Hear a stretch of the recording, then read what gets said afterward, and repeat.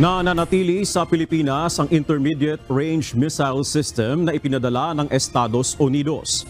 Ayon sa Armed Forces of the Philippines, ginagamit ito para sa pagsasanay ng mga sundalo, partikular na ang mga miyembro ng Philippine Army Artillery Regiment.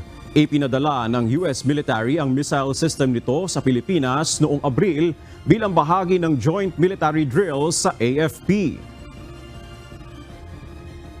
Yes, right now, ongoing pa rin kasi yung Salakgib exercises phase 2 natin. In fact, we are now doon sa HADR phase.